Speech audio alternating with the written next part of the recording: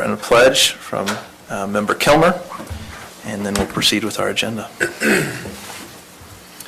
Our dear kind Heavenly Father, we thank Thee for this opportunity to come together as a community and discuss the issues that come before this community on a regular basis. And we ask that Thy Spirit will be here and that we may do so in a spirit of camaraderie, that we can come to a consensus that is the best possible solution for each and every member of the community as a whole. Father, we thank Thee for this county and all that the beauty that we have here and all that Thou hast given us. We say these things humbly in the name of Thy Son, Jesus Christ. Amen. Amen. I pledge allegiance to the flag of the United States of America and to the republic for which it stands, one nation, under God, indivisible, with liberty and justice for all.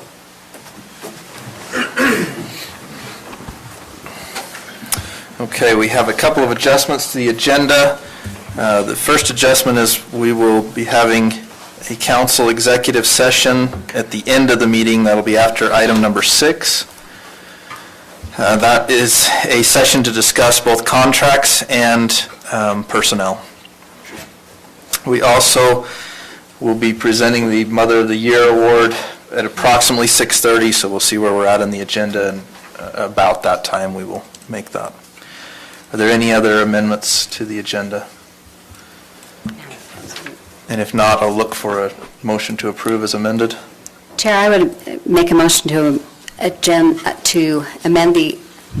approve the agenda as amended. Okay, we have a motion to approve as amended. You guys hear me? We can.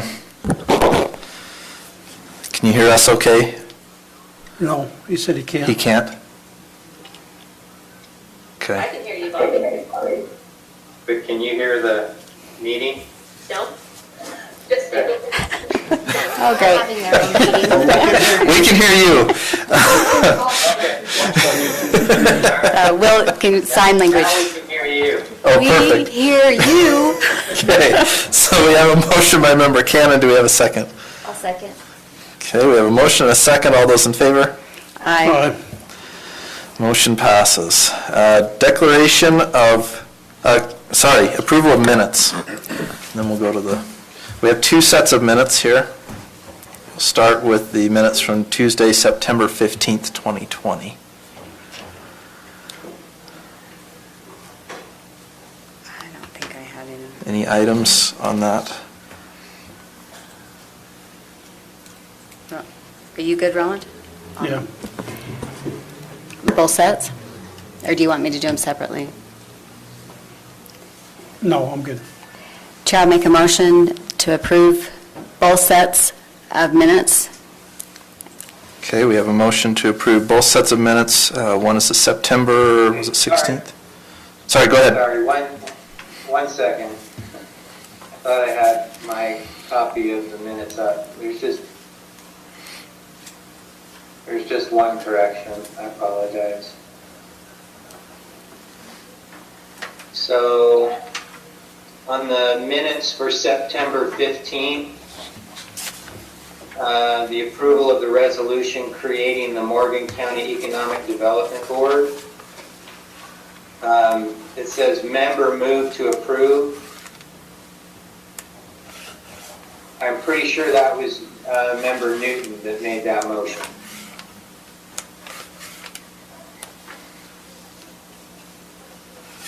Yeah, I believe you're right. And then on the last page, request for determination of COVID-19 green status, you start that with a quotation mark. It ought to be closed with a quotation mark. Wow, those were the days, weren't they? And then on October 6th,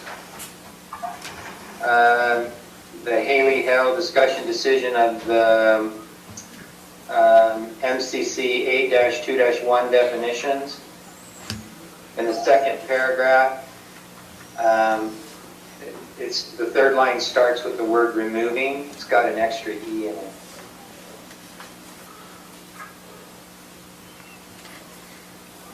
And then if you go to page number So this is the WASI, it's page number 5. And it says, Member Newton moved to reject the request to provide the services. And I don't know if it's tended to say the following services, and then like a colon, operation of a sewage system, the operation of a system, or one or more components of a system for the collection storage. I think that's the way I punctuated. Yeah, it was supposed to be the following services. Colon, and then do a list.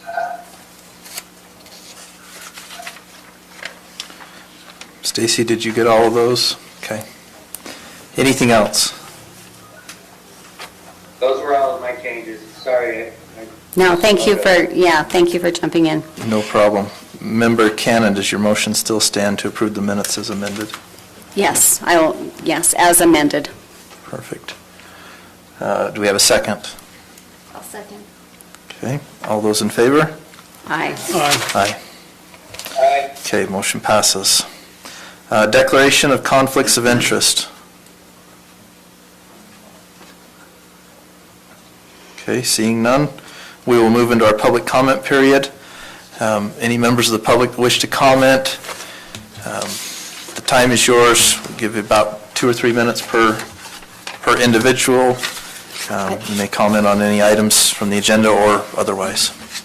Will there be public hearing on items 2 and 3? No, those are, I'm sorry, there is a public hearing on item 3, not on item 2. And there is on number 4 as well. Okay, seeing no public comment, we'll move out of the public comment period and into item number 1. Mr. Turner, discussion decision on a sign memorandum, or to sign a memorandum of understanding with Bear River Association of Governments.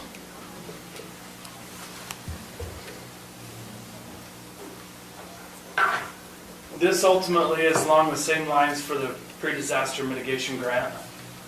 They're going to be the ones that are going to help me go through the process. Luckily, we have a year and a couple weeks to get this whole process done. And I think it's going to take every one of those, all that amount of time to get that done. So we need to get moving with these individuals to help us get that pre-disaster mitigation plan written up. So the $30,000, Austin, am I missing it here? Is this in a budget somewhere? Where are we taking this The from? $30,000, there's 22,000 something that this, it's in a state grant. So it was last spring when I came and said that we needed to come up with $7,000 to do the pre-disaster mitigation plan. That's what this is about. Okay. So is that, so did we at that point make a motion for where that funding would come out of? Do we need to make sure that that's part of this motion to approve where that's coming from, since it's 30,000? 20, well, it'd be 7. It's just Well, just over 7. yeah, so I need to indicate that 22,000 would be coming from a state grant. Correct. And Are we collecting that grant and then paying it out, or is it going straight to? This state, I'm going to be submitting the bills to the state. Yeah, so we Okay. don't need to do anything with that. Okay, So so, it'll be the $7,000. yeah, so, That's our share. all right. And we think that that will be payable now, in 2021? Has to be finished in 2021, So do we pay on completion, or is it a retainer that's going out now? quarterly. It's not right now, it's upon services rendered. So we're doing a fourth over the year of the 7,000 to be paid out. Correct. Okay, The Lions portion of it will probably come out next year. yeah, that's, I think if we, do we need to put it in? this is probably coming from fund balance, I think we can just leave it Yeah, at that. that's fine. I just want to make sure that it's not, because if it comes out of your EMS budget, you won't be very happy with me. So, As long as we There's been backfill a it. lot of money taken out of the sheriff's office budget this year for other purposes, so. Not that I'm not if you're volunteering. not spending it by the end of the Sorry, day. Sheriff, if he's watching, he probably is. Okay. That's a good point. And there's still money in there. We're coming to the, maybe we need to. I'm probably relook gonna at get that. terminated. My phone's ringing right now. There's lots of money now. Okay. Just saying, shut up. Mr. Ferris, have you had a chance to look through this agreement? I did, I looked at it, looks fine. Okay, perfect. Are there any other questions from the council? If not, we'll entertain a motion. Jared, make a motion to approve, with the following,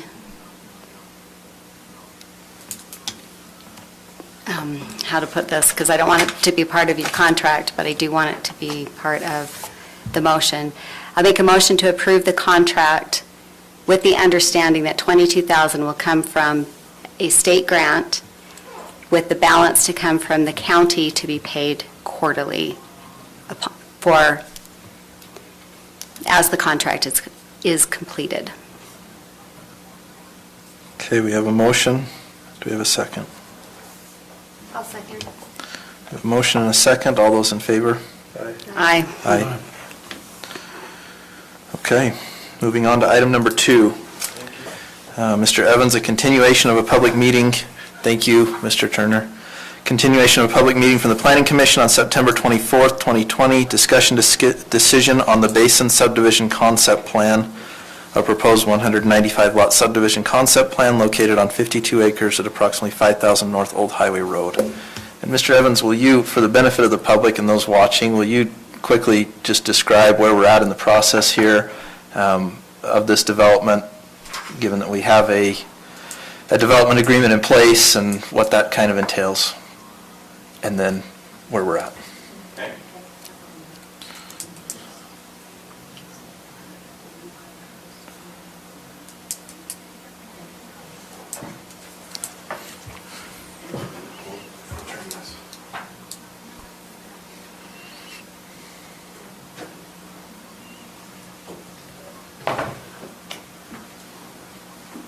Okay, so, to answer your question, So kind of backwards where in we're that at in this packet. process, and I put this in the staff report so everybody could be aware, but we're going back to 2017. In 2017, Morgan County amended their future land use map and their general plan to add in a town center area.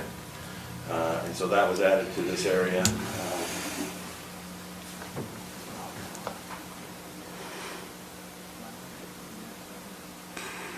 And originally, there was just a small area of town center all around Old Highway. To orient everybody, just in case, this is Trappers Loop Road, an old highway here in Mountain Green. This area was formerly the Staker Parsons Pit, gravel pit. And the future land use map, we amended in 2017 and expanded the town center area to this area, which goes all the way down to 84 and that whole area. And it's kind of, it's a great example of the evolution of the planning process. We put it in the general plan, then we wrote the ordinance. We wrote a zoning district with design standards that we then, was adopted. And then we rezoned, the applicant, with the school district and others, rezoned this property in question to town center.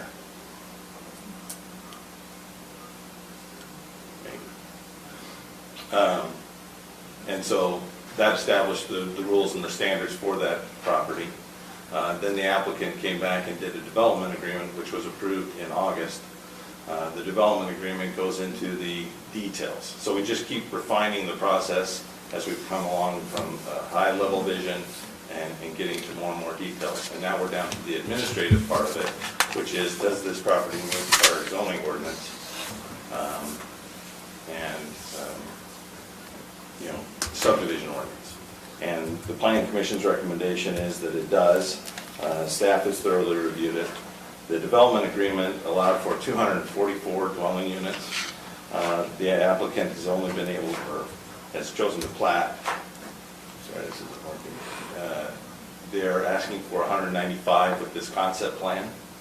And so that's what this Planning Commission is recommending approval of. I've got to switch, sorry.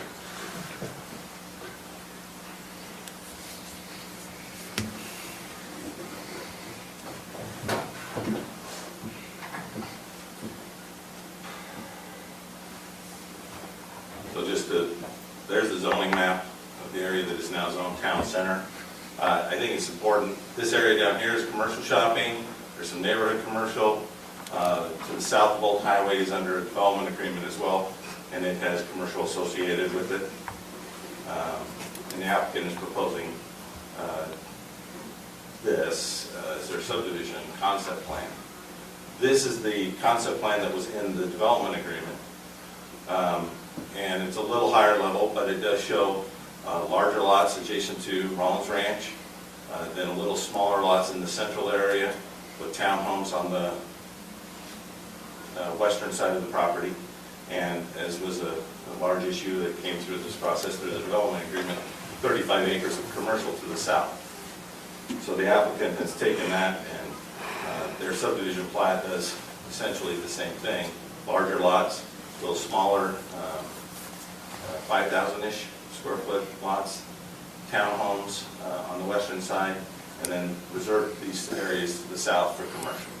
So they're following the concept that was laid out and approved in the development agreement. They're actually bringing in almost 50 less units, but that is where we're at in this process. Does that answer your question? Yes, thank you. And that's where I'm at. The applicant is here and can speak to it if you guys have questions for them or would like to hear from them.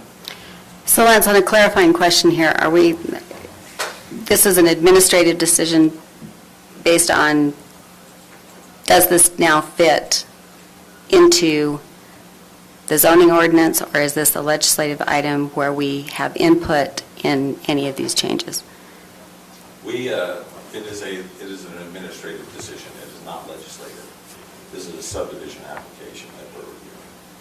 And so does it comply with the already established subdivision and zoning rules? The zoning rules are modified by the development agreement, but that's really what we're questioning now is, Does this does fit it match the the development agreement? Does it meet our subdivision ordinance? And you're saying it does meet all the requirements for the development agreement? Yes, Correct. that is correct. Okay, so a couple questions I got is, you got a couple of these dead-end cul-de-sacs that are not designated. I mean, I'm looking at the, where you've got snow storage in the end of these cul-de-sacs. There's a couple of them that are not identified. The one that goes around the townhomes, is that a sidewalk? What is that little?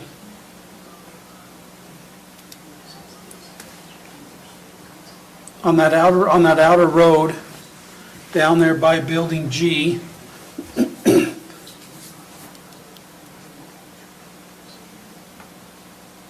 Are they parking? I don't know, that's what I'm asking what that is. So right there, down there on the left, Lance, not that one, that one. Is that parking? What is that? These are parking spaces, I believe, yes. Okay, well, so my concern is, we have all this road in there, and we don't have ample, in my opinion, we don't have ample room for the snow. Are we planning on hauling it out? What are we planning on doing?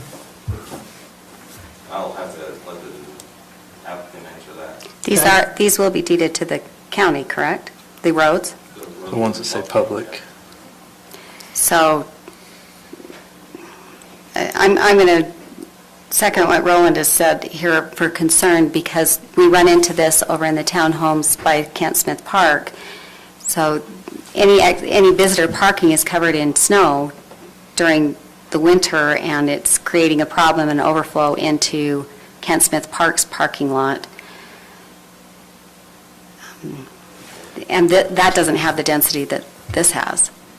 So we have the potential of going even farther into a problem. I'll let the applicant. Yeah. Go ahead. Okay. Sorry. Did you have more questions before we hear? No, from I the can applicant? ask him the same question, that's fine. My name is Greg, 1222 Legacy Boulevard. number 6, Centerville, Utah. Thank you so much for your time, council. Appreciate the effort and staying with us as we've gone through this long process. I think we're almost 2 years into it. We think we have a good product. I think one thing I want to highlight, and Lance touched on it, we spend a lot of time making sure that our customers have above average experience when they live in one of our communities. And so as we sort of kind of come down the road a little bit, the development agreement calls for 244 units. We've actually brought that density down almost 50 units, and it's primarily out of the multifamily area. There was 2 reasons for that in the townhome areas. We wanted to make them larger, bigger units, so 3-bedroom, 4-bedroom type units versus 1 and 2-bedroom. We feel like that's more compatible with the community up here. In addition to that is, up here there's some nuances with people with the size of the vehicles they have and also the snow that they have. You'll notice that all the roads in the townhome area are slated to be public roads. They're bigger roads. That was done on purpose. One is, if somebody wants to park, they can park on a public road versus a smaller private road. Also, it allows park strips that can handle some of that snow. In addition, we have, every one of those townhomes has a 2-car garage where cars can park. So we can pull all of the parking, all the guest parking actually fits, both in the garage and then on the driveway to further pull people off the road. So just we meet the guest parking without any of the additional parking that we've laid out within it. But as with townhomes, I think anyone could, whether you've lived in it or seen it, parking has always become an issue. So we in sense have overparked this area. We've added more parking than what's required by the code, and that was intentional. It wasn't. It was very intentional we did that. To the comment of the snow storage, well, one other item I'll touch on this, and then I'll address this snow storage head on, is all the buildings, most of the buildings here front onto a public road, with the exception of these right here. They don't front on the Trapper's Loop, rather they're going to have to front onto that road. So the garage and the front door will be on that same side. All the other units, the front doors are onto the road, and that complies with the DAT and the intention of the town center ordinance, into which we start making it to be a more pedestrian-friendly type thing. The road in the back, they're all alley-fed, so these are private roads in the back. They're a little bit smaller, so we have to be very careful about snow storage. There's just not enough room to kind of mess with it. So we have these areas delineated here, and they're kind of in the direction that the plow goes. And so as you kind of come down this road, you can plow and you can put the snow there, or you can plow this street up and you can deposit the snow there, or you can come in and push the snow into these areas. So we have tried to take that into account as we've kind of developed this area. Does that answer your question, Member Haslam? Well, some of it. The other question I got is my understanding when this comes through for development agreement, that everything to the west of 5,000, all the townhomes, that was all private. There was no public roads in there. Everything to the east, back towards Rollins Ranch, was going to be the public roads. But So not all of them were public. On that map, there was some on the east that were private too. Okay, so part of my issue is we now have a public road that's going up through the townhomes. I have an issue with that. Because my understanding, all of that was private. When we put in the development agreement, it's stated that we were going to do public roads unless they were specifically private roads. And I think that, it was my understanding that the exhibit showed the public roads. So I apologize about that. Okay, and then going back into your other area, like I said, on the one dead-end cul-de-sac that abuts Rollins Ranch, you've got a place for snow storage in the open space, but we haven't addressed anything in the cul-de-sac by commercial. So can you scoot over, Lance? Move this direction. Yep, so that cul-de-sac right there, we don't have any designation for snow removal, and the cul-de-sac in the very back. Keep going right there. So what are we planning on doing? And what's the TOT law? What is that? That's a tot lot, so that's an open space. So I think that may help kind of, that right there is going to be a grassed area with some play space for children. And so the snow would obviously be deposited not in front of those homes, but it'd be rather kind of in that open space, is the idea, is where you deposit that snow. And then on this one right here, as you do this long push on the south, and that's, you can pen down to the commercial area, you would push directly and you would deposit it in this area right where his cursor is. So where I mean, beside that, my concern is you've got sidewalk all along the edge of the road. So now up in that other cul-de-sac, we're going to take and stuff snow and stack it on top of the sidewalks? Well, there's a park strip and you can go beyond the sidewalk. So, Or you could put it in the, in the cul-de-sac.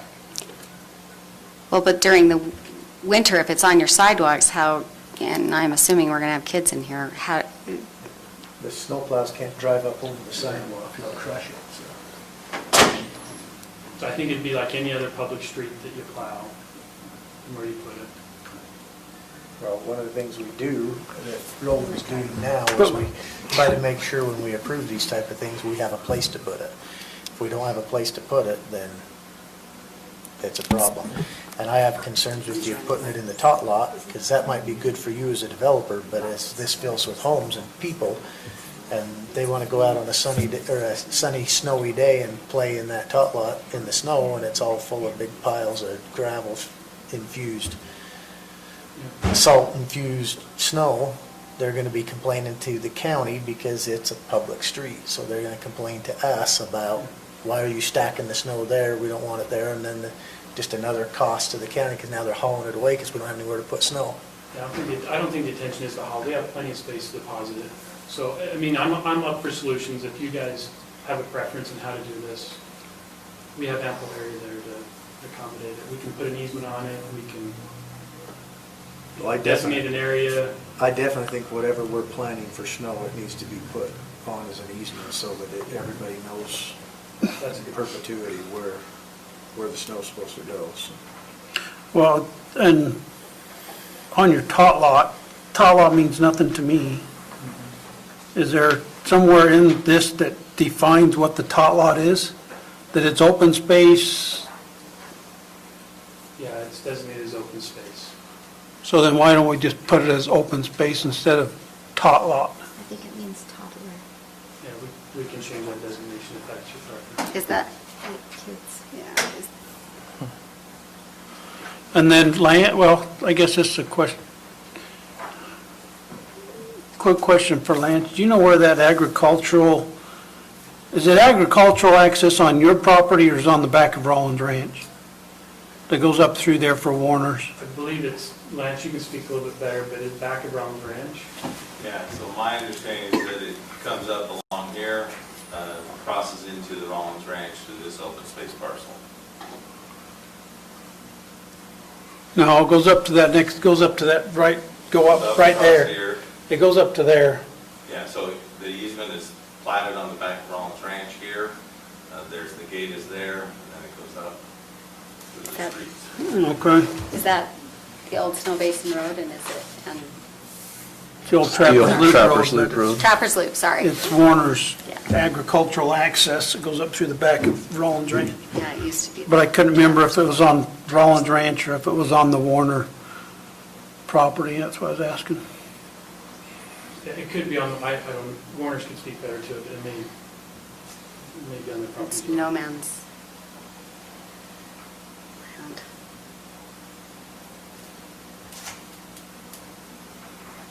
Are there any more questions?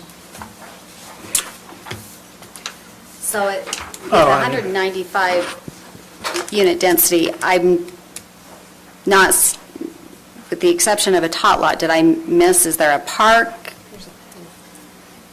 Or is- Yeah, so let me kind of get into that a little bit. I can answer that, Lance, do you want to? Okay, So if you kind of come into here, into the townhome, we're going to do a pool with some restrooms, kind of changing You put your area. toes. And that'll be specific to that area. Over into the other side, there's a couple open spaces around the perimeter. You'll see some area set aside as open space. We got some over here on the right side that will amenitize, probably with I don't know, pickleball courts or something of that sort. And then up in the cul-de-sac, there'll be a play area, kind of for families, so you can have different age groups and different amenities for different kind of demographics. The play area that we're going to stack snow on. Well, there's a lot of room in that play They area. will have sleigh riding. Yeah, we're not going to put snow on the slide. Okay, well, I would like to have them designated on that. Yeah, if this is So our that- only, this is our only opportunity at this point to ensure that it's there moving forward. To tell me it's going to be there, quite frankly, does not, I've done this one too many times to feel comfortable I'm with more that. happy to, as a condition of approval. We'll come back at preliminary plat with a lot more detail, and we can designate those areas very specific with the easements. And the next level is a lot more detailed, not only both in engineering, but also in layout. And so I'm more than happy to add that type of information to that. Yeah, this is an application for concept plan, so they'll still have preliminary and final where they can make those adjustments. Okay, well, and I'm still against the public road going through them townhomes. So am I. Can I ask what the basis for that is? Does it not meet the applicable road standards for a public road? No, just when it come, I'm trying to understand the position. when it come through for the development agreement, it was my understanding that everything in the townhome area was going to be private roads. So now you've got townhomes, you've got cars all over. I'm not excited about having our plow trucks cruise down through there. So, Lance, do you That have the was my development understanding. agreement there? You can confirm if it does or does not say that. Right, the development agreement says county obligations. 7B is the roads in the project may be public roads unless the developer elects in its discretion to consider any road private. If the developer considers any road private, then the county shall not be obligated to maintain such road. Does it doesn't delineate which roads, it just, that's it. That's it. Okay. So I think it's up for discussion.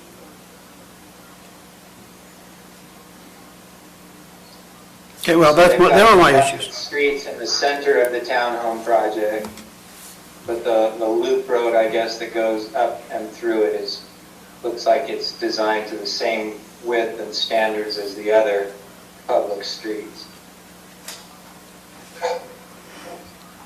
Well, I'm not disputing that they can build it to a public standard. I'm just disputing that it was designated as private around all the townhomes.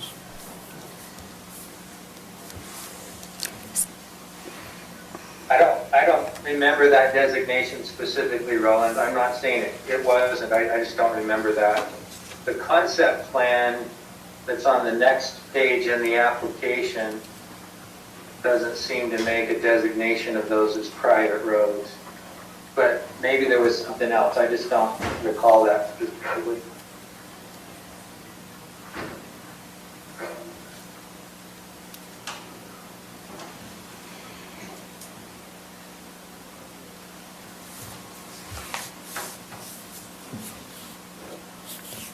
Okay, are there any other questions or comments? Yeah, I have some concerns because it seems to me that the things that are missing from the concept are the larger lots. It went from the concept, or from the development agreement concept when we were discussing this.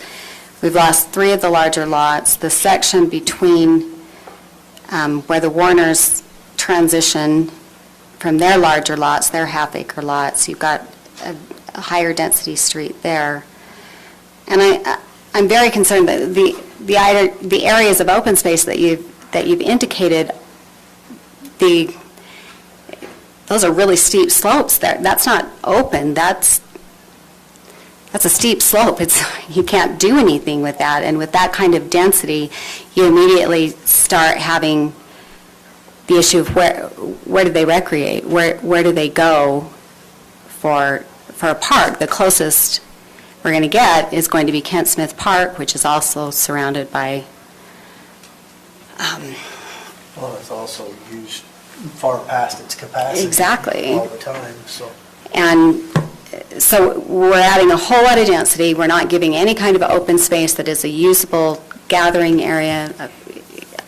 I know there are members of the council who are uncomfortable with parks, but in a density of 195 units, to not have a park doesn't speak very highly of the quality of life that we're designing here. So I'm disappointed in that. You can tell me that it's an administrative decision, but to me, I actually concur with Member Cannon. I think what happens now is these people get in here, same kind of thing I was talking about before, and then they start demanding things from the county and asking the county to pay for things that the developer didn't put in. And I think amenities like open space for their own for the development's use is very important.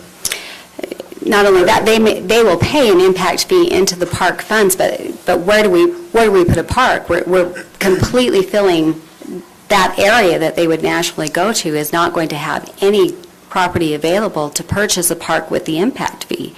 So to not address it at this point, we're hemming it in to not being able to work out that issue. There were trails that I can't remember if you guys took them out, but to not even have an area, a walking trail or something like that, with that kind of density, I think we're... Mr. Evans, could you put up the development agreement and what was approved, just so we can kind of walk through these?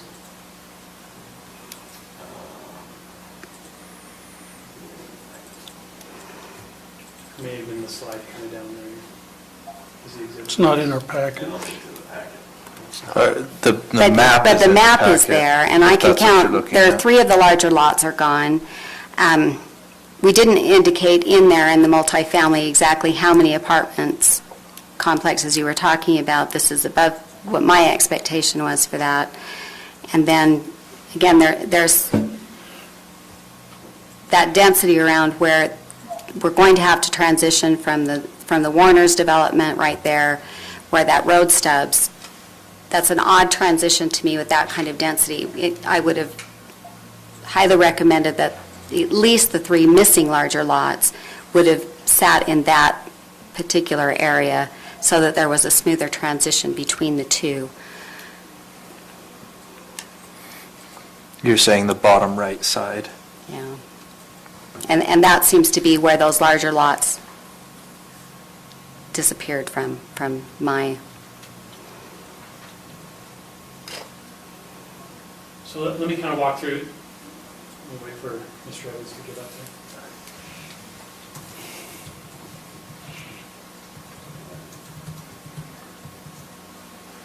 there. But I do remember expressing the concern when we did this, that we're in a development like this, where we're very sensitive to density. I expressed my concerns then that I'm putting a lot of trust in the product that would come back.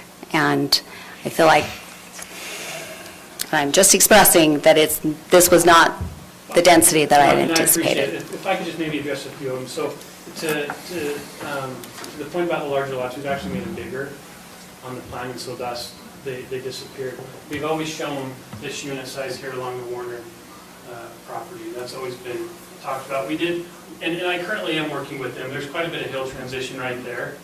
So I've spoken today with 2 of the Warner families, and we're working on actually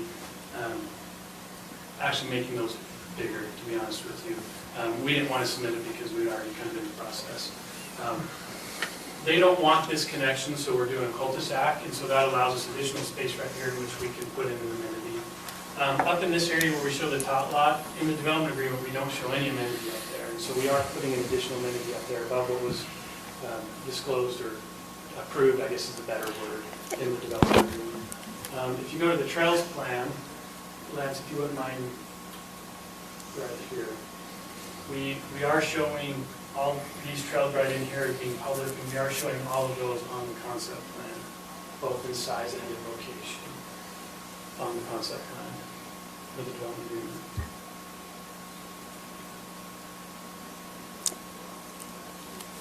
Again, it doesn't resolve any of the concerns that I've expressed, that the areas that are being designated as open space are areas that are they're not possible for any kind of recreation. There's too steep of a slope there. So indicating it as open space is really is not accurate for a description of what the property can be used for. It can't be used for anything but open space. Our concept plan, Mr. Evans.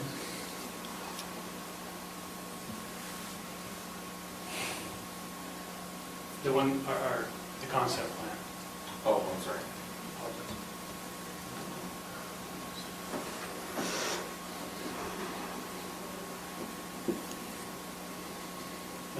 No, our concept plan, not the development agreement. That? Yeah, so this area actually up here is the topography is quite flat. But that's not the only area. You're indicating, We have- your green space that you're indicating on the other one is not, yeah, the topography there is, That is correct, that is quite steep. Yeah, that, and part of the reason we put that buffer in there is to account for that slope, so we're not encumbering lots. but then to indicate in this discussion that that's open space isn't what it really is. There's nothing else that can go there based on the topography. So it's not open space that can be used for any type of recreation. It's a steep slope. You see my concern? And then we have 0 areas for a park. Well, I do see your concern there, but I also would say we do indicate other areas for a park. But you are correct, that is a steep slope, and yes, it will be I do concede that. I do concede that.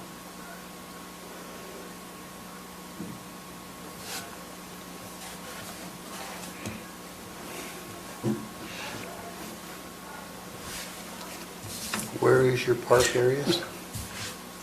I see the 2 tot lots, but outside of the tot lots, what have you got for parks? We have an area here and here, and then we have over in the townhome area right there.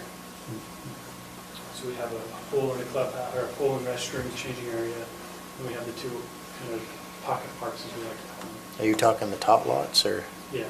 Yeah. So this one down here, we're contemplating doing the pickleball court. So the pool's for the whole development? For the entire development? We don't know the answer to that. It could be just the townhomes, or it could be for both, the whole. I know the answer to that. Okay, so then how do you say the pool is amenity for the single-family homes if you don't know? Well, in some of our developments, the amenity that's within the townhome area, because it's in a private area, is specific for the townhome users. They pay a higher HOA fee, they pay, there's some additional requirements on it, and so we put it just for that. Other times, the entire community has access to it. Well, if we're counting that as recreation opportunities, then That's a good point. That's fair. it's who you indicate Yeah, it that's- for. Yeah.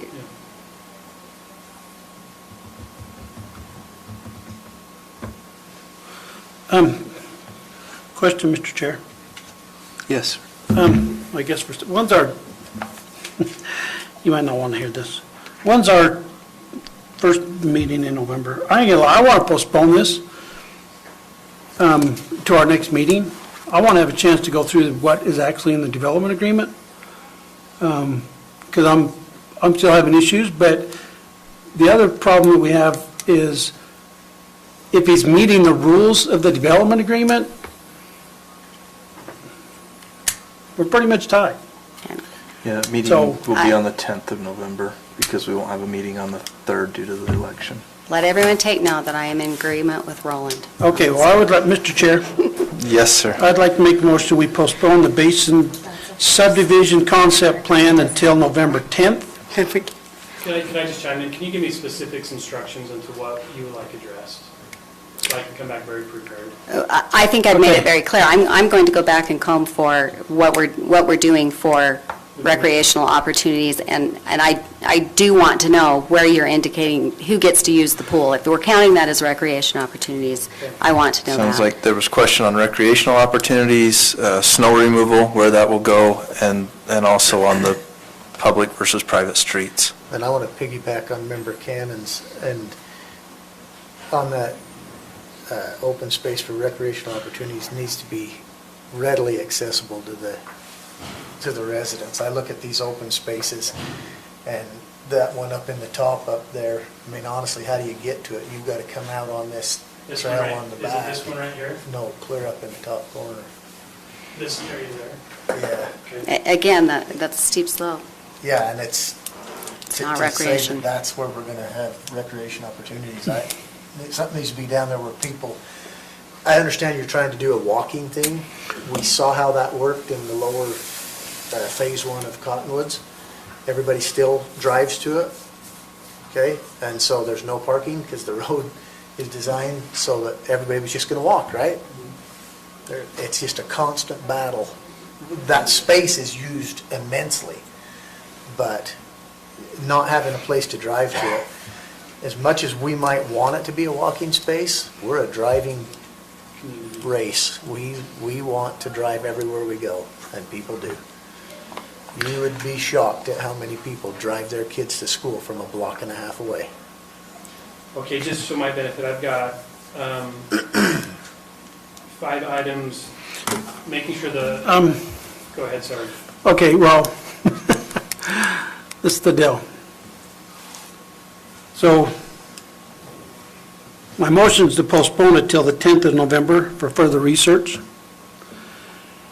The reason I'm reluctant to putting specific items on there, No, he just asked for. He just asked for We were- clarification. It won't be okay, part but of the motion. I want to make it clear, okay, that these are not just the items I have issues with, because the reason being is, if he comes and satisfies all of these, okay, we cannot, if we have more issues, we cannot postpone it, because these were the specific items that were listed for the first postponement. See what I'm saying? Well, I don't think he's planning to make them, and he can't make them part of your motion anyway. So if your motion is to postpone, your motion is to My postpone. motion is to postpone till the 10th for further research. Perfect. I mean, he can have, I just want to be prepared to answer your question. no, you're fine. I think I'm not that's, trying to, I want Okay. to make sure I can give you the information that you guys need. I think that's And fine. I ain't got I don't have a problem with that, going that direction. So I'll second your motion. Okay, we have a motion and a second. All those in favor? Aye. Aye. I just want to make one more comment. As you're going back through this and you're looking at winter parking and winter snow removal and everything, remember that the county ordinance on all those public streets is that there is no parking on the public streets in the winter. So don't count any of that for parking in winter months. I need to make a correction too. I haven't been asking for any opposed. Are there any opposed? Okay, Is Robert and motion Sarah still passes. here? Okay. Thank you for your I voted in favor of the postponement. Thank you. Okay, thank you. Chair, I would like to note that Mr. and Mrs. Stokes have arrived, so this might be a good time for a break. Perfect. Let's take a moment and take care of that. Do you want to read it?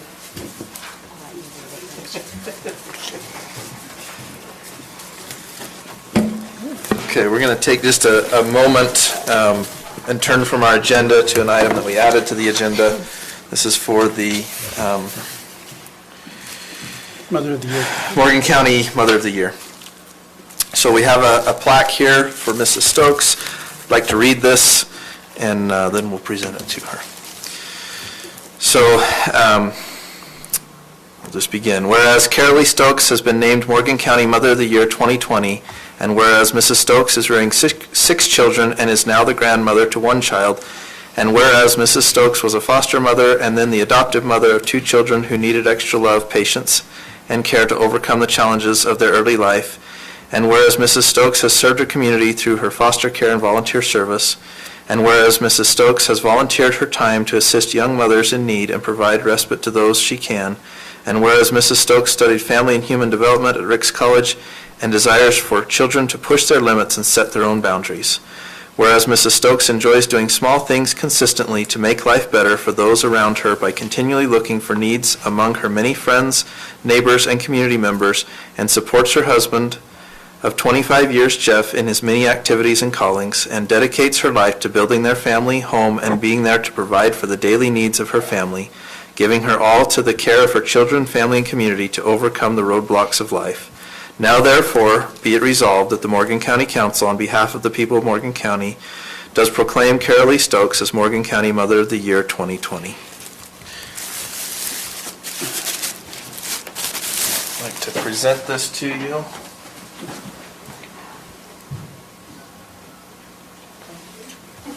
won't shake your hand, but Such an odd year.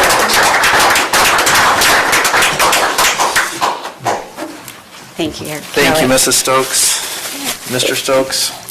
I appreciate you coming. It's been such an odd year to have all of this go on. And note for the public that there was a ceremony at the state capitol in January.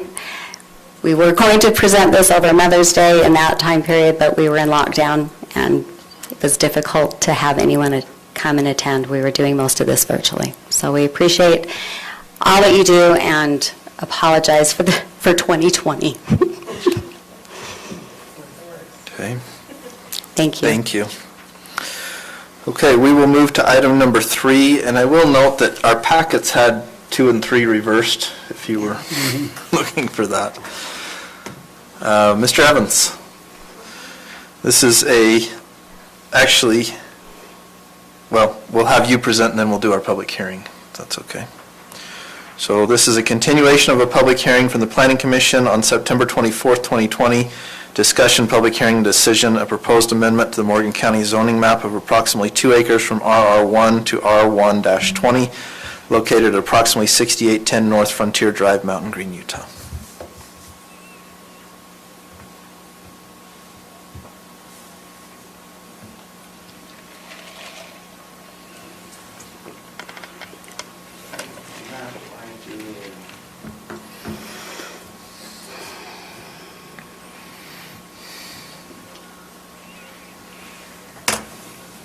Good evening. So this is a rezone request on 2 acres.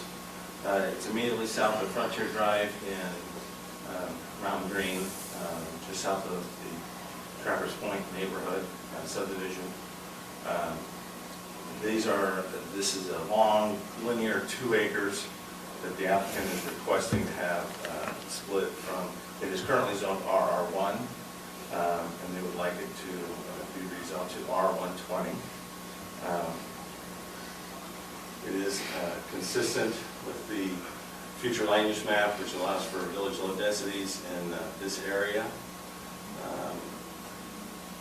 Let's see. The zoning is R1 currently, R110 to the east, and they're just proposing that instead of having 2 long rectangular 1 acre lots, that this would allow them to come in and have 4 more developable lots. So, Lance, is this a legislative item or an administrative This is item? an administrative item, so this is a public hearing. This is a legislative item on a This is a rezone. legislative item. So, the planning commission discussed the item and felt that it met the general plan and recommends approval. I'll take any questions for staff. So, I have several questions. Are you? Great. Okay. So in this subdivision, is there any other access to these 4 lots other than through the Trappers Point subdivision? That would be the primary access. Well, that until future development.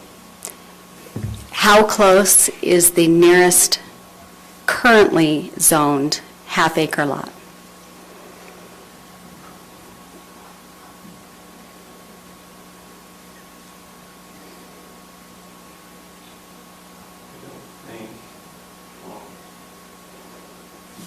Not shown on this map. I'd have to go to the zoning map. So, it would be the basin that we just discussed, so 2 miles by road. So these 4, every of the 67 homes in the adjoining subdivision, they are zoned 1 acre and they pay insurance, upkeep on a park in order for every other, in the discussion, and I checked in the Planning Commission discussion, there's talk of the adjacent lots being the same size. That is not accurate, since it is in a PRUD, which required that the other portion of that 1 acre is in the common area, that those lots pay homeowners association fees to in order to maintain and pay the insurance on the common area. They also pay for the maintenance of a park and an entryway, all of which would be able to be used without, there is no other option except for those 4 lots to be able to use those areas. Is that accurate? Well, I don't think they'd have necessarily access to those other. There is absolutely no way to stop that. If it's, Sorry. as I understand Trevor's point, that is owned by the homeowners association, and Yes, and the only access to these 4 will be through that homeowners association, and there is no way to delineate use between members of the homeowners association and who would live on, and the future owners of these 4. that is probably. And the closest any other unit to being zoned less than 1 acre is over 2 miles away. I don't know how far it is. It's Rollins Ranch, R1, there's R120 and Rollins It's Ranch. over 2 miles away.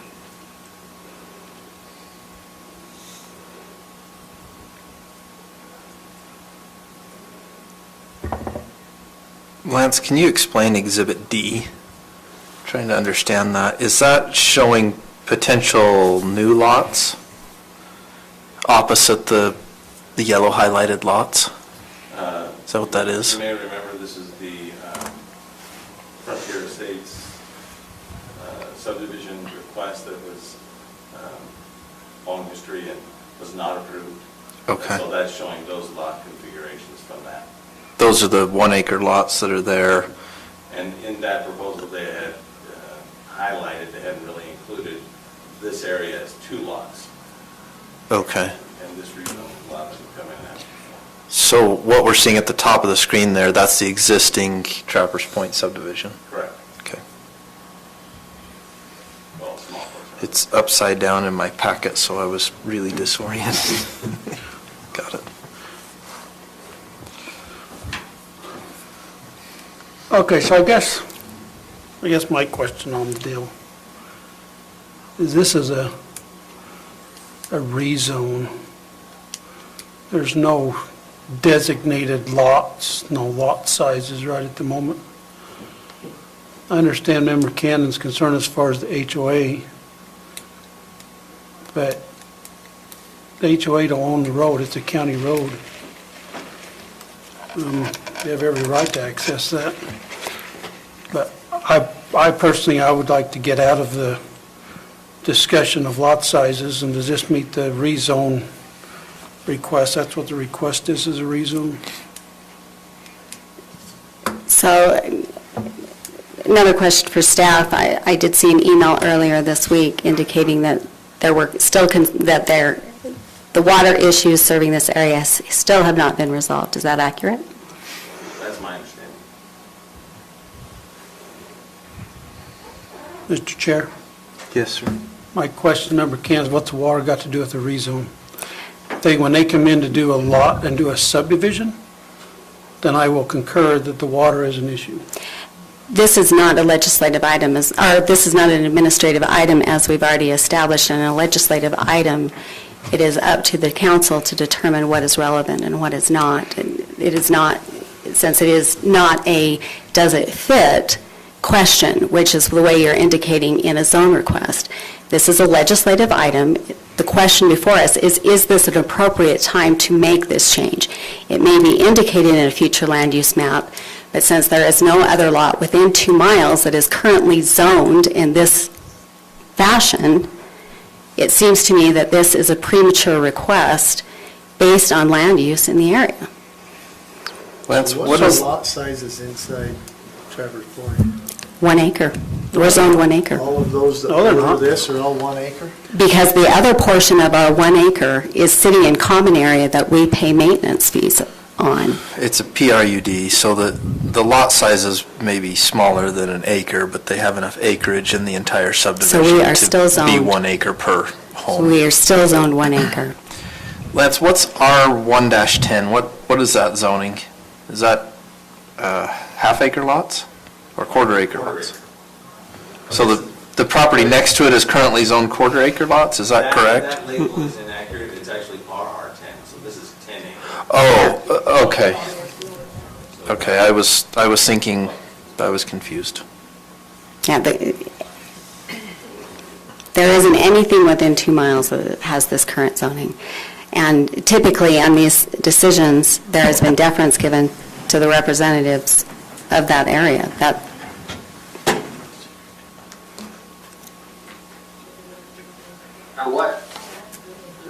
Number 10, how big is the park in Trappers Loop? I think I know where, it's right there on that corner, right, as you come up? Correct. I'm not sure, Bobby. It's over half, but I don't think it's a full acre. I mean, do you know what the average density is there per acre? It doesn't matter. We're zoned 1 acre because the rest of our lot is sitting in the common area. When this area was part of a lawsuit because of a landslide, we tried to abandon and become less than 1 acre, and it is impossible to do because we were zoned 1 acre, we are 1 acre, and the rest of our lots are sitting in our common area that we pay insurance and maintenance fees on. I understand that. I'm just trying to make sure I understand what all is included in that common area, because I'm aware of that park. So the area behind, And there's, the area behind. Is it everything in the white line, is that correct? Yeah. So we're looking at Exhibit C, okay, so. Those that two whole big area areas. that's downhill from that's all part of that subdivision and part of its common area. So it's 2 phases, so you see that's 2 sections. There's a part behind Phase 1 and a part behind Phase 2. We also paid out of our homeowners association fees the entryway. We still pay the upkeep, the water. We did all of the upgrades out of homeowners association fees for that entryway. So that white boundary that I'm seeing, there's the 2 large sections, that's all part of the Trappers Loop, Yes. PUID. Okay. So there may come a time in the future where this zoning is appropriate with other adjacent properties, but at this point in time, it gives, if this is to move forward, which it does give, this is the first step in a process allowing legal use, it gives the first step to allowing usage on property that is maintained and paid for by a different set of owners without the same requirements.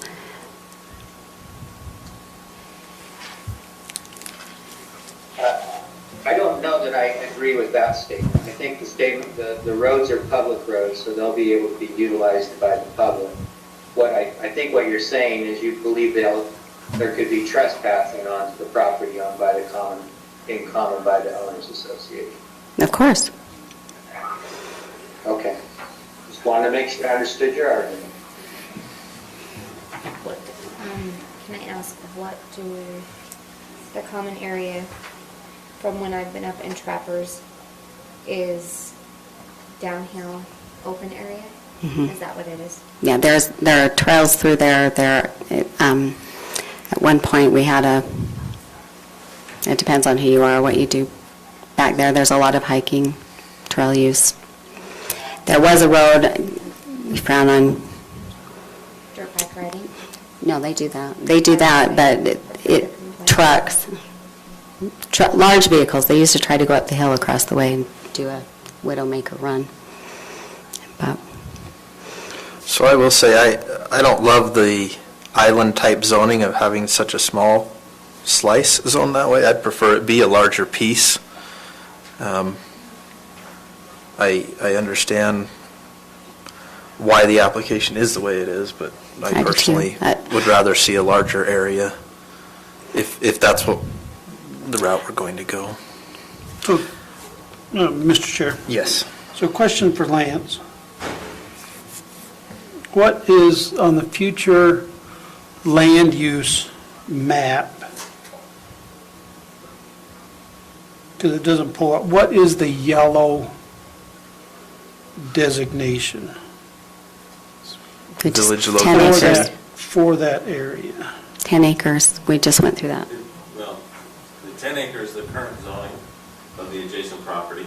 No, I'm not talking about that. well, He's saying flume. But to your question, it's village low density, Which is which allows. what? So what I'm trying to determine, what I'm trying to determine is, the request is RR 120, is that correct? My question is that the correct request? That is. Because the future land use is saying that it's low density. That's what I'm trying to get. Is R1-20, I thought that was quarter acre lots, am I mistaken? That's 20,000 square feet, so it's just under half. Half acre lot, okay. It's essentially a half an acre. Okay, so that right there, so what is our, So the village low density is half acre lots. It's 2 units per acre. It's the density that is designated in the general plan for that area. okay, so half acre lots. Okay, so now my question is,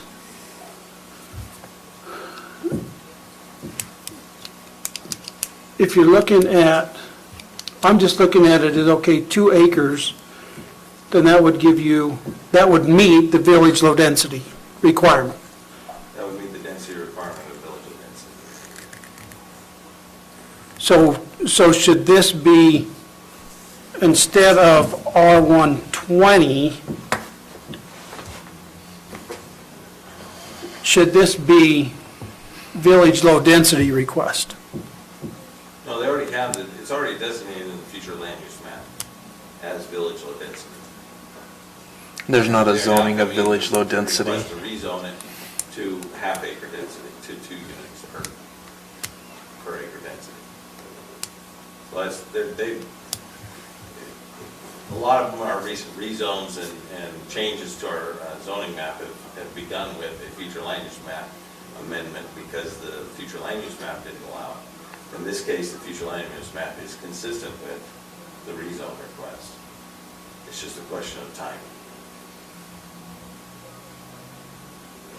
So, having lived there for 20 years, I've often wondered how an island got there, but this is now an island within an island.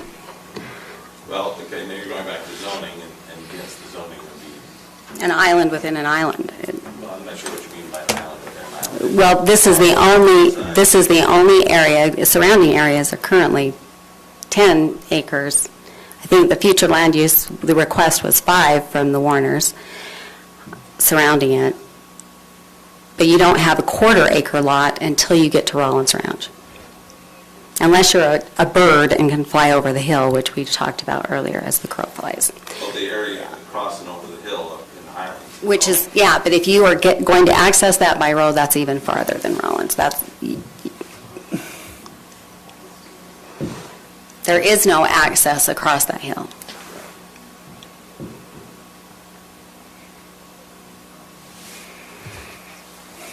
Okay, I understand Member Cannon's issues. Do we have any more questions for staff? Sorry, go ahead. No, I'm good. Okay, applicant, would you like to, do we want to do the applicant first and then the public hearing? Let's do the public hearing first, if that's okay. So we have a motion by Member Kilmer to move into public hearing. Second. We have a second from Member Haslam. All those in favor? Aye. Any opposed? Okay, we do have a list. You could sign up for the public hearing. As you can see, that list is empty. However, if there's anyone that would like to speak to this particular item, the time is now yours.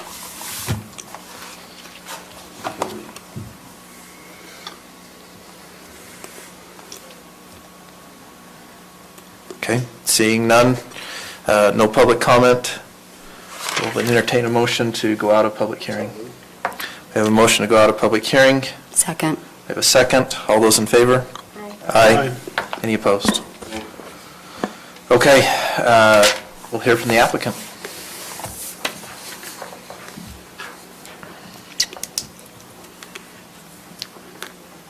Bart Smith from Mountain Green. Maybe, Lance, could you pull up that last, the one that kind of showed the common ground areas? This one? Yeah. Mr. Chair, Yes. so this is just for a clarification. The applicant says Kirk. I would like you to designate that you are representing Kirk personally. Yes. Representing my brother Kirk, I'm on the affidavit as a. as his He's representative. listed on the application as a registered agent for Kirk. Oh, and that's fine, I just Thank you, would like it on Mr. record. Smith. He's back in Virginia currently, so Okay. I represent him. So a couple of the things have been mentioned, and I think hopefully clarified with access. That's true. They are all. It's public roads. When you come to the common area, as Councilmember Cannon was pointing out, this, and I can speak to this since I was the developer of this Proper's Point. So this common area was attached to Phase 1. This common area was attached to Phase 2. Originally, this was going to be Phase 3. And through time, it just didn't, the PRUD got canceled from the code, didn't allow us that opportunity. The purpose of the PRUD was to take the ground up here, this had all been farmed previously, to take all the field, the areas, cluster the homes, leave the open space to meet the 1 acre requirement.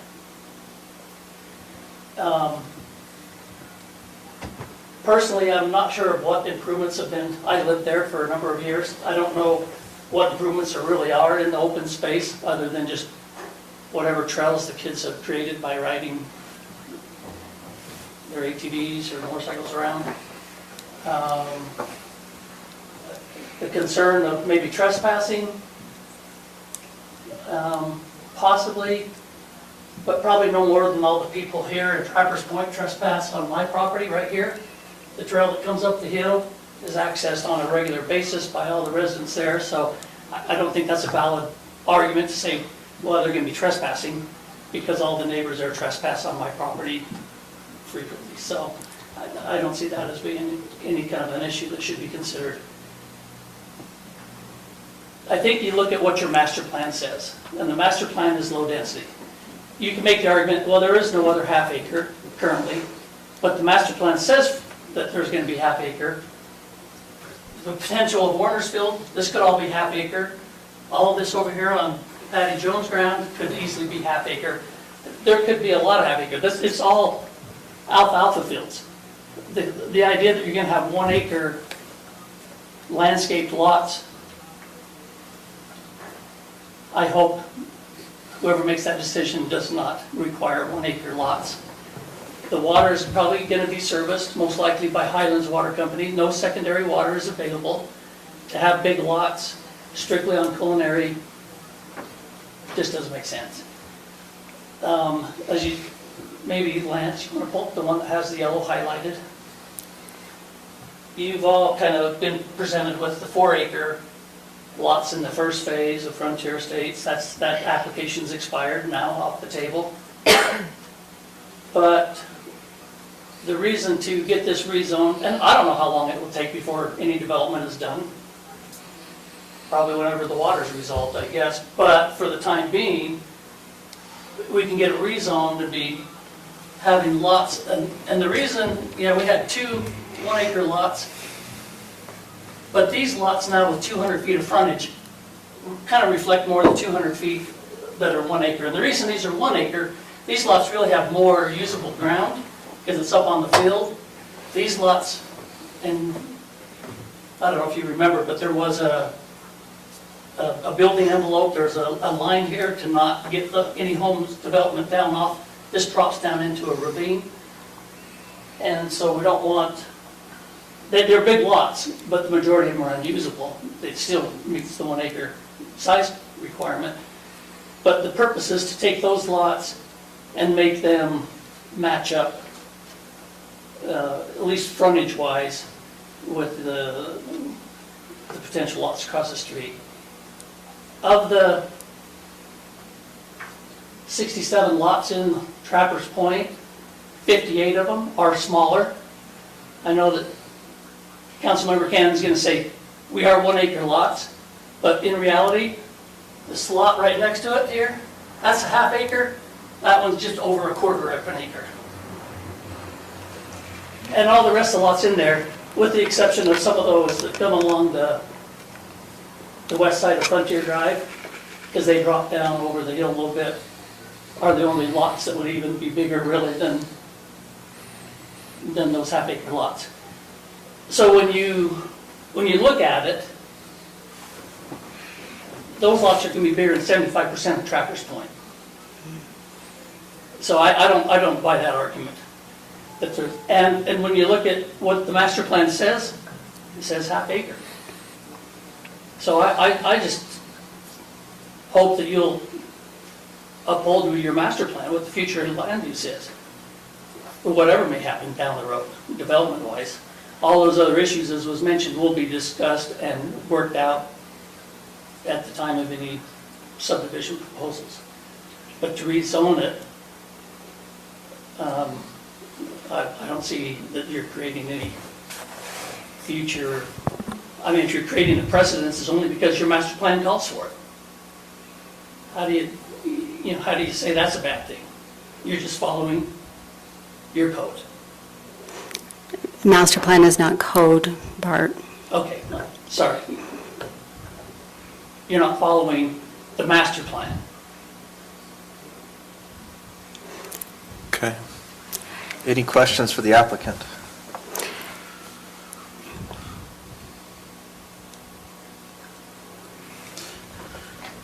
No. Great. Member Swan or Member McConnell, do you have any questions? None from me. I don't have any further questions. Thank you. Okay. Chair, I'll make a motion. Okay. I've got a comment if I just make one comment. I'll be short. This is a situation where we don't run into all the time. Usually people are coming in asking us to amend the master plan and amend the future land use. In this situation, Lance pointed out both of the statements I'm going to make, I just want to reiterate them, that this meets the future land use map. And what Lance pointed out, and I just want to remind everybody of, it's the council's job to determine when we implement the future land use maps. And that's really what the question is here, is when. Is this the time or is it not the time? So if what Lance is saying is true, which I believe it is, and that we meet all the future land use maps, our real question here is this the proper time to make this change? And I take that role very seriously, and I hope everybody else does too, that we evaluate the timing for these zoning changes and the implementation of these future land use maps. Just because it's there doesn't mean you do it anytime you want. We need to evaluate the timing on it and make sure it's right for the county. Thank you. Member Cannon, you had a motion? I do. I would move to deny the rezone request. Okay, we have a motion. Do we have a second? I'm an avid person of seconds, so I'm going to second it. Okay, we have a second. Sorry. Motion and a second. All Sorry, those in Bart. favor, is there any discussion before we vote? Oh, yes. And so, yeah, I'd like to start. I think Member Kilmer makes a really good point. This is a question of time.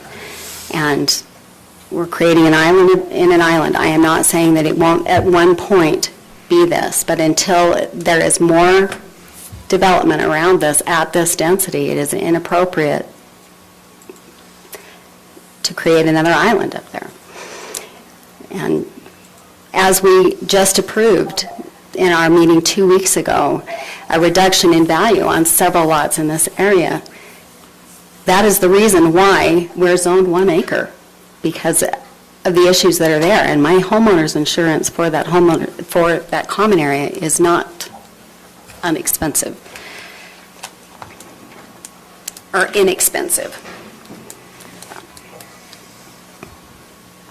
Any other comments? Well, yeah, so. Go ahead. Oh, well, so, even though we, difference of opinion, it does meet our future land use. We're not asking to change the zoning map. I know the question, Member Ken, about trespassing, issues with the parks. Don't mean to be blunt, but that's not the county's responsibility to police all that. So I'm looking at it as it's meeting what we need to do. So, One point I'm of in favor of the zone. clarification, Member Haslam, you said we're not changing the zoning map, but I think you That's meant the exactly- future land use the map, future land correct? use map, sorry. Okay, just confirming. Member Kilmer, you had a comment? Remember, give me a second to think about it now. We're Yeah, gonna I vote. did.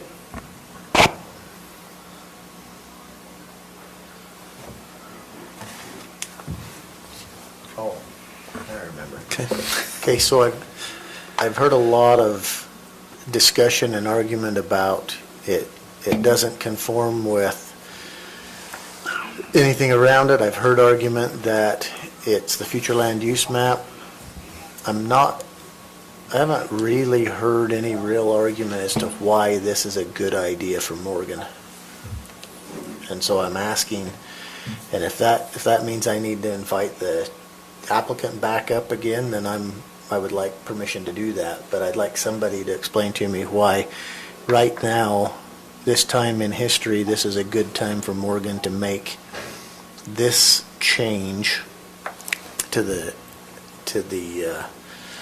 zoning on this. It is rather odd. It's an odd shape, it's an odd parcel of property. And, I mean, the applicant's personal reasons why are his business, but why is it a good thing for Morgan? That's, somebody that's in favor of this, explain to me why. Council, would you like to address that? Do we want to suspend the rules and allow the applicant to address us? I'm open to either. Like I said, It doesn't matter to me. I just take it serious on the timing thing, and so I want to know why the timing is right now to do this right here. Are there any council members that'd like to So- speak to that? And if not, we'll ask the applicant. Member Haslam. Yeah, well, so, I have to be careful how I say this, but to me, one has a right to do any rezones in the county. You know, we're rezoning properties all the time. We're changing the future land use maps all the time at the owner's requests. I don't know that the county has a timeline as far as does this fit or doesn't it? I mean, we look at a lot of developments that are going in, and as a council, we have mixed emotions on whether it was right or not. So it just I guess it's more of a personal deal that I don't have an issue with the rezone. It fits the rules, and don't have a good reason why not to. Fair enough. Any other Well, comments? this is Robert. Yep, go ahead, Robert. I guess when I look at something like this, I look for consistency with the land use map of the master plan. This is consistent. This is an application that's been brought by an applicant, and therefore we have to evaluate it in good faith in that context. I understand Member Cannon's comments and concerns. One of the difficulties that I think we have is that the mechanism pursuant to which Trappers Loop was approved, a planned unit development of one sort or the other, I don't remember the different acronyms for the proposed forms of ordinances and mechanisms that we've had in the past and then eliminated. The fact that we've eliminated them makes it impossible to move forward under that same basis where we give a density bonus for preservation of open space. And if I'm making an argument for good planning in terms of basic Euclidean zoning principles, I think frankly, if lots are approved along that road, 4 smaller lots make more sense given the size of the lots that are in the Travelers Loop neighborhood, and just from an overall planning perspective in terms of the design of the lots. Otherwise, they're very wide and narrow. And so those would be the points in favor of approving this application from my perspective. I'm not 100% sure how to vote at this juncture, but if I was looking for reasons to approve, that's why I would do so. Thank you, Member McConnell. Are there any other comments before we take a vote on the motion? Okay, we have a motion on the table to deny the rezone application and a second. All those in favor of the motion? Aye. Aye. All those opposed? Nay. Nay. Nay. I was trying to Did postpone you so I could vote? make up my mind, and I haven't made up my mind yet. This is not.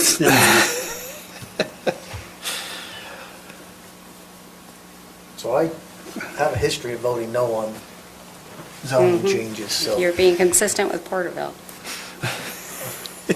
and I even went for Where are you one going? zoning change there.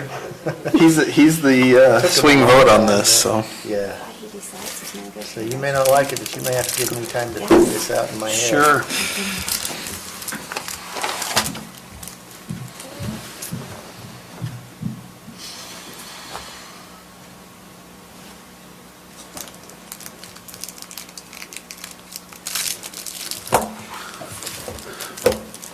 We're trying to be out of here by 7 o'clock. You're not helping.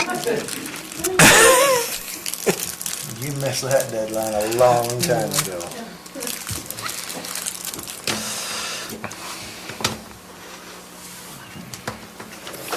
This is the first time I can think of that we've had this exact situation where we're waiting on one member to vote. I will agree with you. And I hate being the one that did it.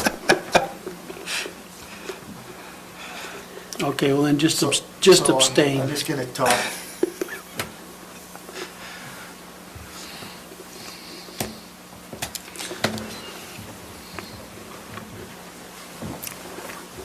The vote was to deny. Nay. You're a nay, which is, so motion fails. You had to think about that a moment. Okay, so had to think the about motion that. fails. We still have an application before us for a rezone. And I'll entertain another motion at this point. You take your time, because I still And haven't made actually, up my mind yet. um, That let's, vote just gave me more time to think. Well, you better make it quick. I make a motion to Well- approve the application for the You might want to rezone. wait for yeah, I just Randy to realized come back. Oh, from the sorry. Member Averett is out of the room. Let's give it just a moment And I just for her texted to her and told her return. to stay there for a while. We're going to give her a moment to return.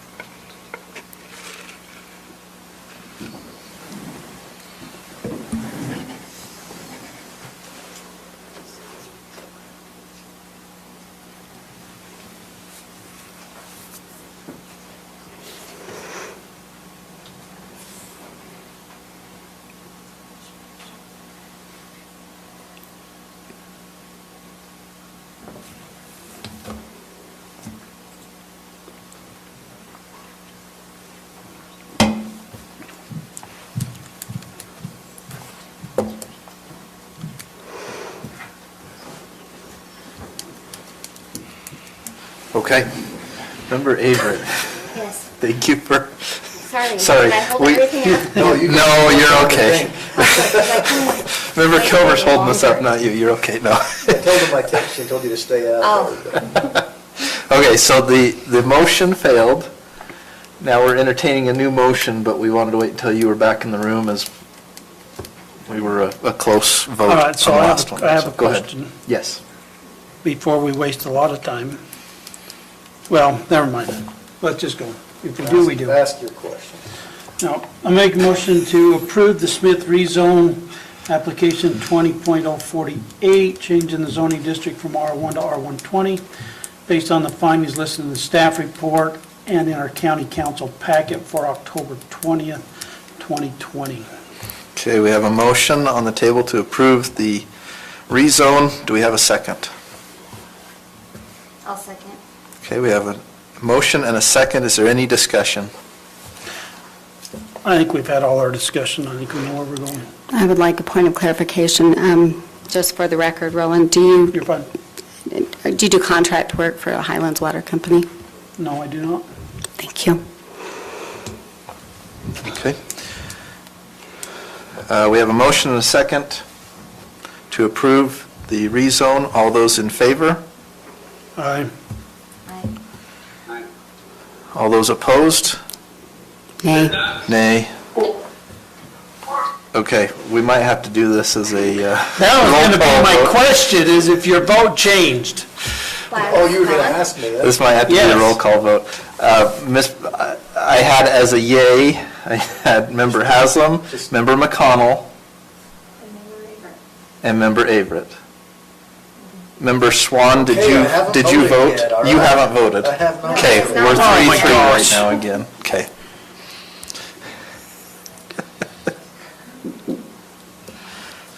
Aye. Okay, and aye, the motion passes. Okay, moving on to item number 4. Mr. Evans, a continuation of a public hearing from the Planning Commission on September 24th, 2020. Discussion, public hearing, and decision on a proposed amendment to Morgan County Code 8-5H, the airport overlay zone, amending the construction standards for buildings at the airport.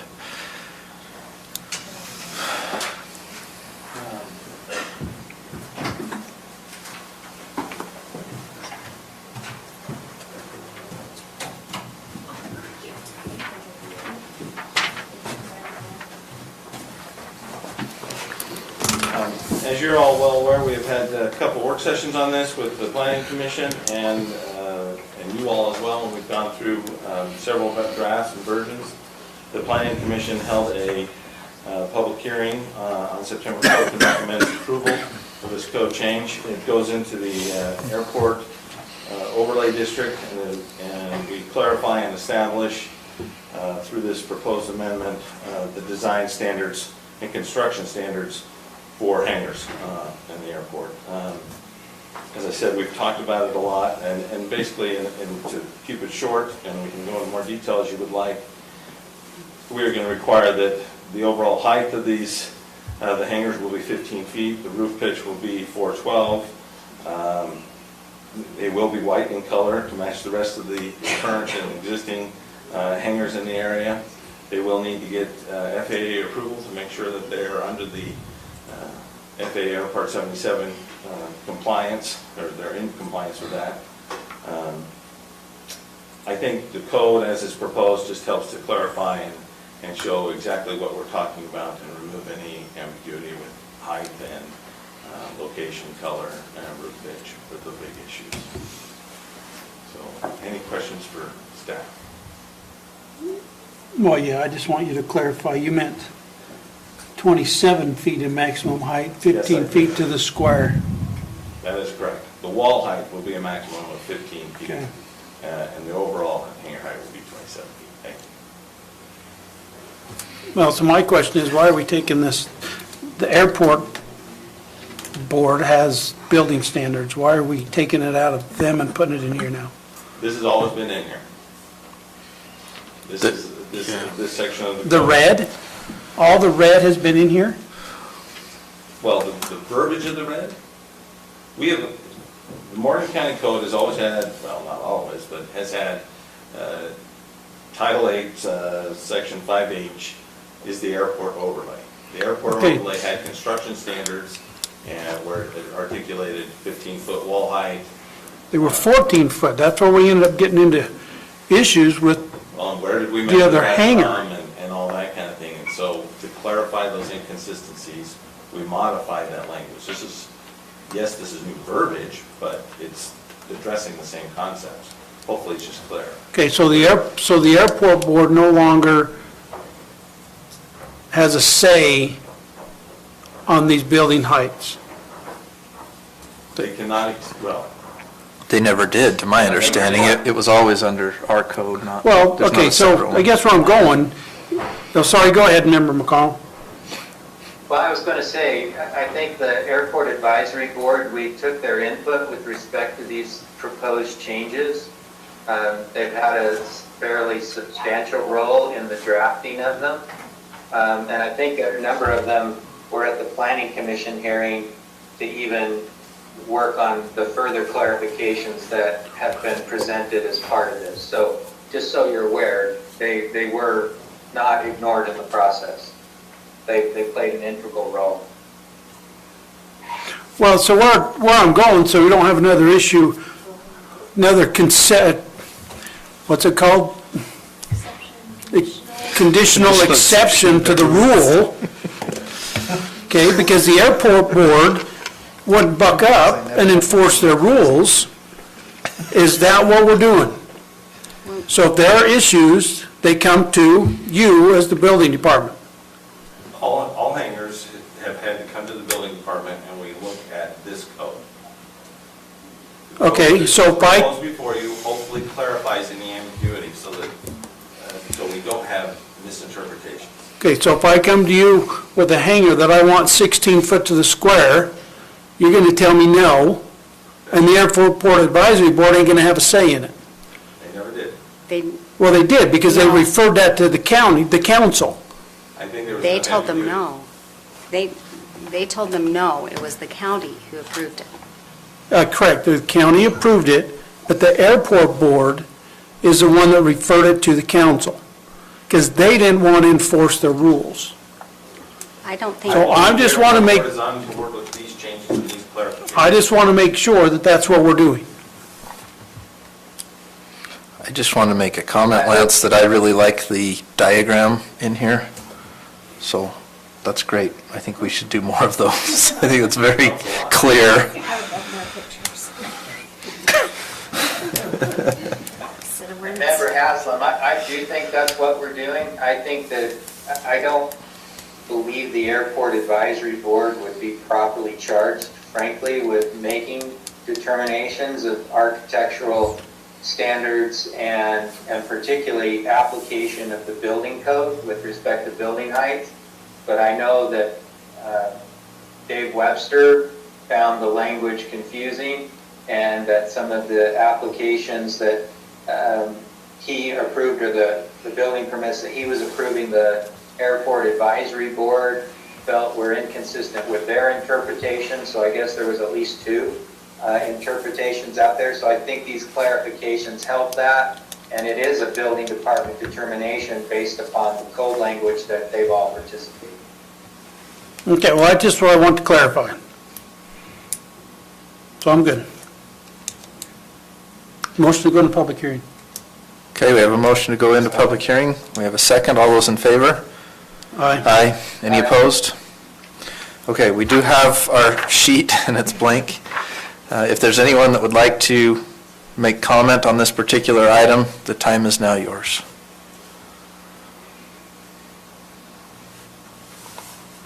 Motion to go out of public hearing. We have a motion to go out of public hearing and a second from Member Kilmer.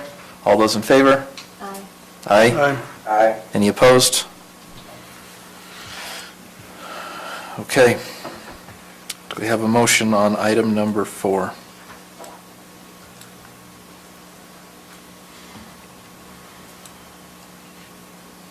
Yeah, have you got it worded in here? Page 3.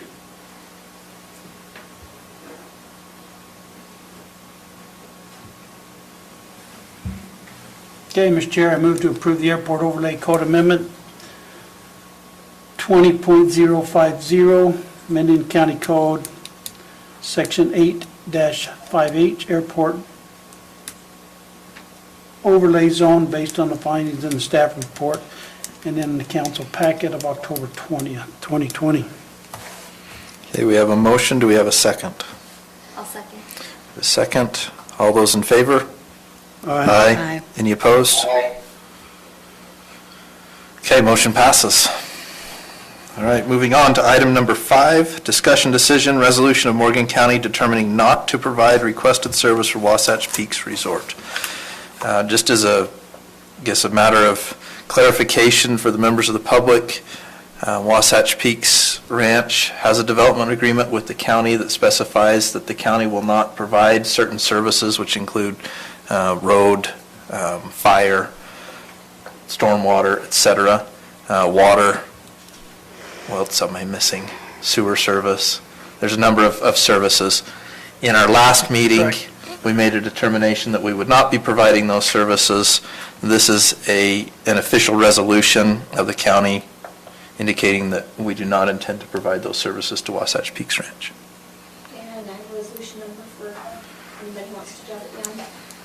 What's that number, Stacy? CR-20-05. Okay.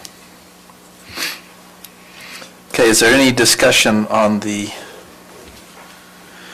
agenda item? I assume Mr. that, Chair, I just wanted to point out that in terms of the way this is drafted, it says, thereupon the following resolution was introduced in writing, read in full, and pursuant to motion duly made by council member. So we may need to read this in order for that document to be consistent. Fortunately, it's only a page and a half. fair enough. Would anyone like to volunteer to read this, or would you like me to? No, that sounds like a job for the chair. Right. Okay, I'll go ahead and read this so that we're dotting our i's and crossing our t's here.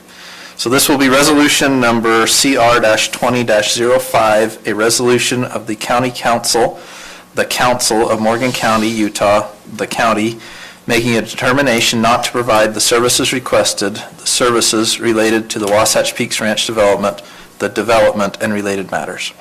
Whereas a request for the provision of services, the request was filed with the county by Wasatch Peaks Ranch LLC, the owner, requesting the county make a determination as to whether the county will provide certain services described in the request, the services to the property comprising the development pursuant to the Local District Act, Title 17B, Chapter 1, Utah Code Annotated 1953, the Act, and whereas the request is attached hereto as Exhibit A and is incorporated by reference, and this resolution shall relate to this services within the boundaries of the development, each as described therein, and whereas pursuant to the terms of the Act, the county has previously held a public hearing on October 6th regarding whether the services are needed in the area of the proposed local district, whether the services should be provided by the county or the proposed local district, and all other matters relating to the request, and whereas the request has been certified by the clerk of the county pursuant to the Act, and whereas pursuant to the Act, the county is required to adopt a resolution within 60 days of the public hearing